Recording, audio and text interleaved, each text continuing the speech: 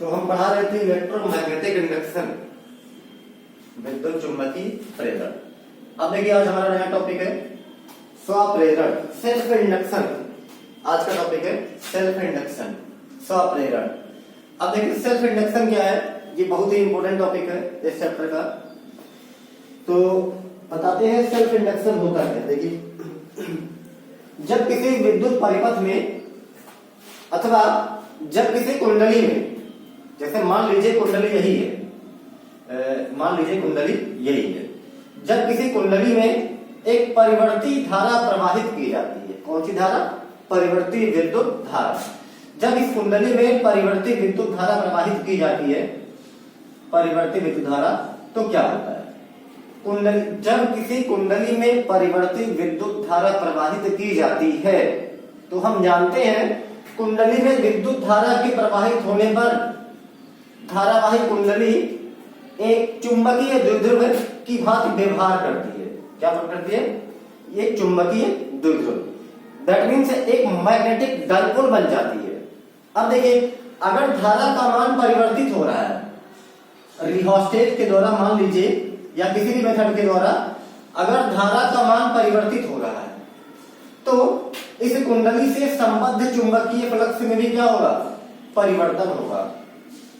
और जब कुंडली से संबद्ध चुंबकीय फ्लक्स में परिवर्तन होगा तो कुंडली के सिरों पर एक ईएमएफ उत्पन्न हो जाएगा, जिसे हम प्रेरित ईएमएफ कहते हैं। इसी परिघटना को ही स्वप्रेरण कहा जाता है। क्लियर हुआ? अब देखो इसको और सिंपल भाषा में, जब किसी कुंडली में परिवर्ती धारा प्रवाहित की जाती है तो कुंडली के सिरों पर एक प्रेरित ईएमएफ उत्पन्न हो जाता है और यह ईएमएफ उसी कारण का विरोध करता है जिससे यह स्वयं उत्पन्न होता है। इस परिघटना को ही स्वप्रेरण कहते हैं। क्लियर है? अब देखो इसको समझ लेते हैं यहां से एक एग्जांपल के द्वारा। जैसे इसको मत बनाना, ये तो समझाने के लिए था। देखिए मान लीजिए हमारा कुंडली यही है, ये कुंडली है, इंडक्टर है L। जब इस कुंडली को हम किसी बाह्य विद्युत स्रोत के द्वारा जोड़ दिए, ये मान लीजिए सेल है, सेल के द्वारा जब हम इसको जोड़ दिए, बाइसिंग कर दिए, तो क्या होगा? हाँ जोड़ दिए। अभी देखिए इसको हम की को ऑफ किए हैं। जब की को ऑफ किए रहेंगे तो परिपथ इनकम्प्लीट रहेगा, कोई धारा प्रवाहित नहीं होगी। और अगर कोई धारा प्रवाहित नहीं होगी तो इसमें कोई भी प्रेरित ईएमएफ भी उत्पन्न नहीं होगा। लेकिन जैसे ही हम की को ऑन करते हैं, की को ऑन करते हैं, इससे मतलब इनको टच कर देते हैं, जोड़ देते हैं, इस तरह से जोड़ देते हैं। अब देखिए परिपथ क्या हो गया? परिपथ हो गया कंप्लीट, और परिपथ के कंप्लीट होने पर परिपथ में क्या जाएगी? धारा। लेकिन ये धारा का मान क्या होता है? धारा का मान कुछ समयांतराल के लिए बढ़ता चला जाता है और जब अपने पीक वैल्यू पर पहुंच जाता है तो धारा का मान कांस्टेंट हो जाता है, क्योंकि ये डिस्ट धारा है। अब देखिए जैसे ही हमने इनको यहां से कनेक्ट किया, तुरंत यहां से धारा बढ़ना स्टार्ट होता है, धारा इंक्रीजिंग ऑर्डर में। तो धारा प्रवाहित हो रही है लेकिन धारा बढ़ते हुए मतलब प्रवाहित हो रही है। तो कहने का मतलब है कुछ समयांतराल के लिए क्या होगा? इस कुंडली में जो धारा प्रवाहित होगी वो कौन सी धारा होगी?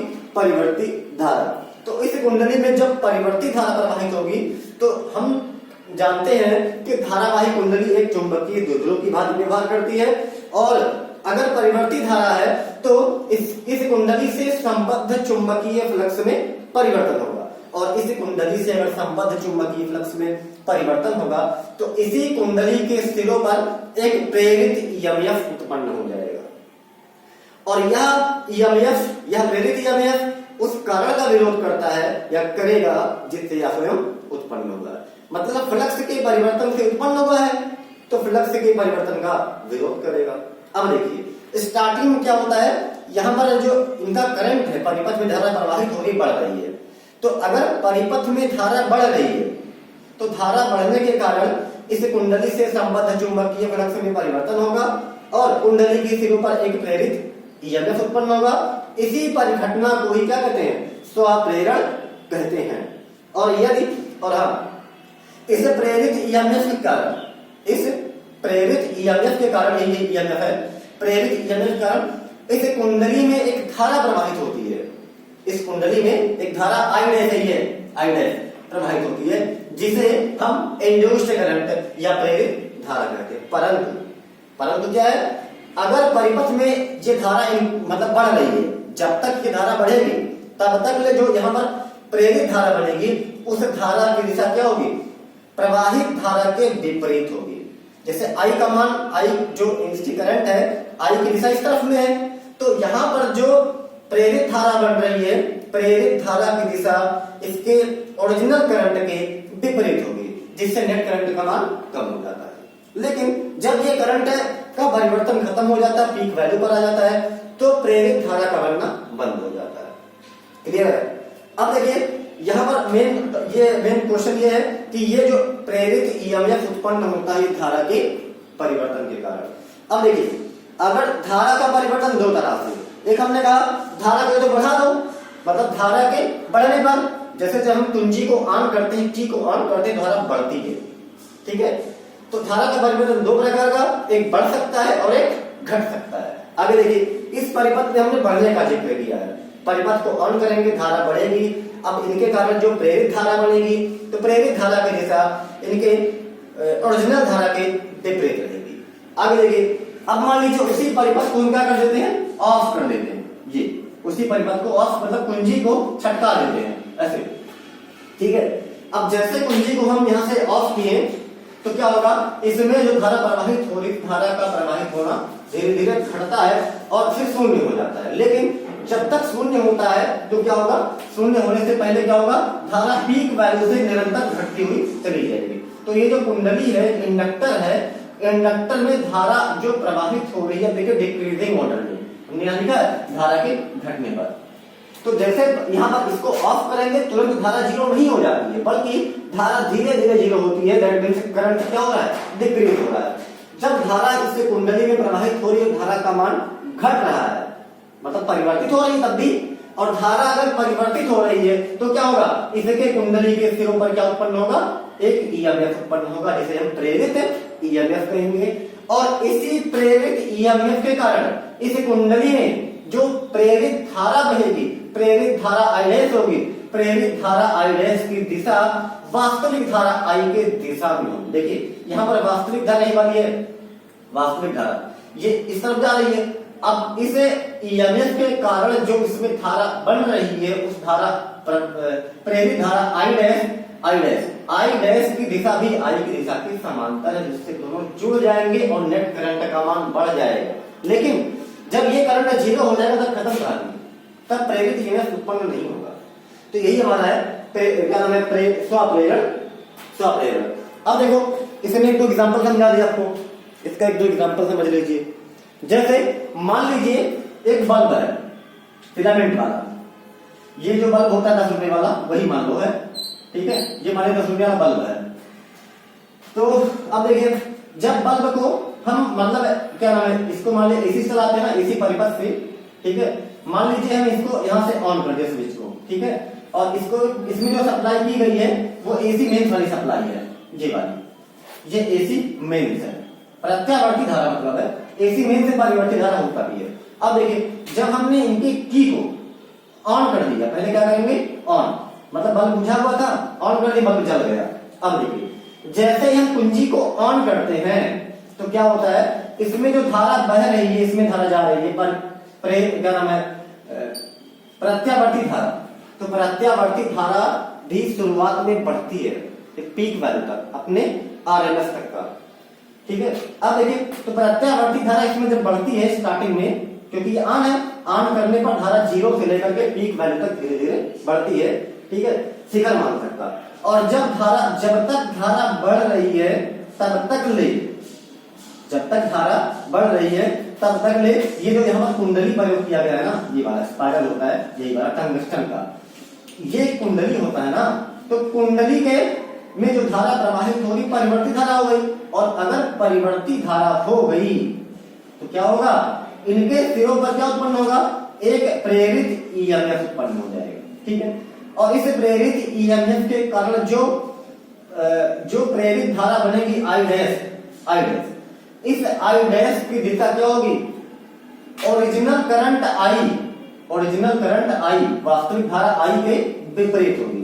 इसीलिए जब हम बल्ब को ऑन करते हैं तो शुरुआत में बल्ब धीमे धीमे धीमे धीमे ग्लो करता है और आधा एक सेकंड पौना सेकंड के बाद में वो बल्ब तेजी से ग्लो कर जाता है। कहने का मतलब स्विच को ऑन करने पर बल्ब तेजी से नहीं जलने लगता है। स्विच को ऑन करते हैं, बल्ब धीरे धीरे चमकता है, धीरे धीरे ग्लो करता है, फिर आधा पौना सेकंड के बाद अपने ओरिजिनल फॉर्म में आ जाता है, मतलब तेजी से ग्लो करने लगता है। आया समझ में?